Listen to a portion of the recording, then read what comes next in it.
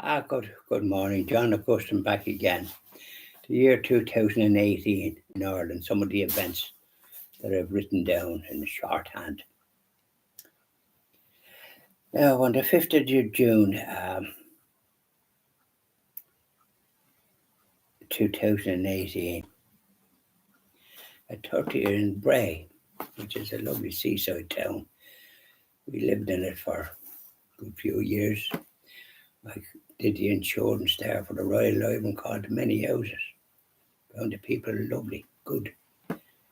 Even some of those that you might think would be problematic, but they were good, decent people at the back of it when you treated them with respect, which we did. So I was very fond of them. I have great memories of them.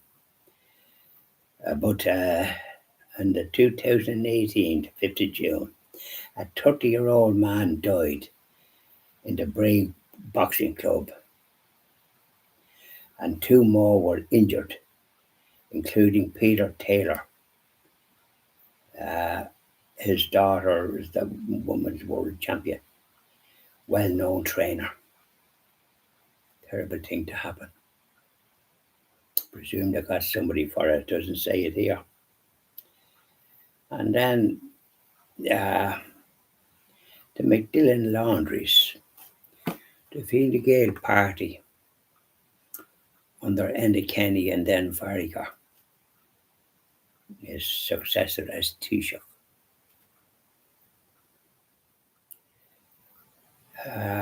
They went after the nuns, didn't they? I know these McDillan Laundries. I was in one of them in Sean McDermott's Street.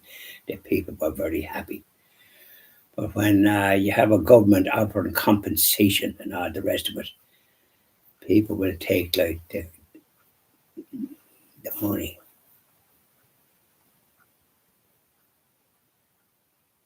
And President Higgins signed an order.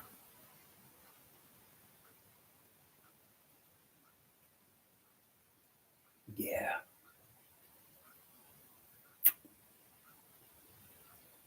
$200, almighty, did you ever hear the leak of it? And the ones I knew in Sean McDermott were as happy as ever you could be. But when you start offering compensation, when these laundries are closed, they want to give employment and wages. And some ladies lived there because they found living outside was difficult and hard to cope. We don't see anything good. They don't see anything good, and these nuns did a lot of good. And this crowd in the Fine Gael didn't do much good, did they? This is what they were at. And then in Thurles, County Tipperary, a bit of excitement there. A syndicate of 32 people in a hardware shop selling all sorts of items for do-it-yourself merchants and maybe tradesmen. Won 17 million in a Eurovision jackpot. They were in possession of money, so they got a nice few quid. Probably took a holiday. All the rest, but I hope they were careful.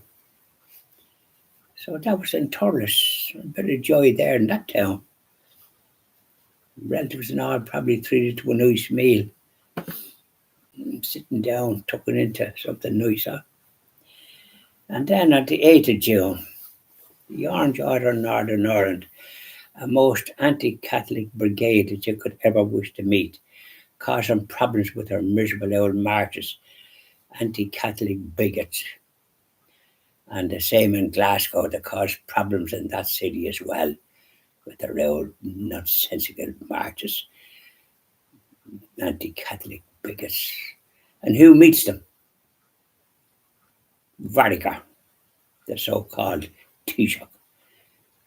The only one that ever met them by way of a head of state or anybody that we know of. You wouldn't meet them because they need to repent and treat other people with respect, especially Catholics. An awful lot of trouble in the Garavahi Road, where they marched down and Catholics barricaded, didn't want them. And the police suppressing the Catholics and supporting these bigots. 2018, not that long ago, isn't it? 6 years ago. So he goes and meets Mr. Vatican. He'd be the type that would. And in the European Union, the director dealing with Britain, Michael Barnes, rejected Theresa May's uh, building custom posts in Northern Ireland. Yes, sorry, you couldn't trust the British. They could do it yet. I wouldn't trust them as far as I thought them. They were always cunning. I think it's politics, it is not. It's just cunning, isn't it?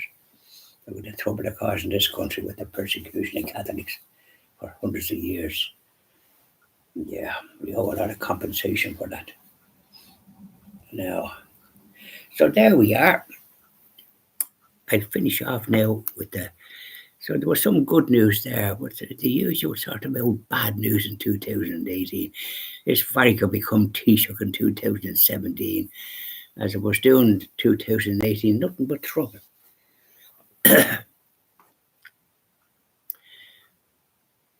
Now, boy, now, and I'll do Catholic prayers after this and hang up the boots.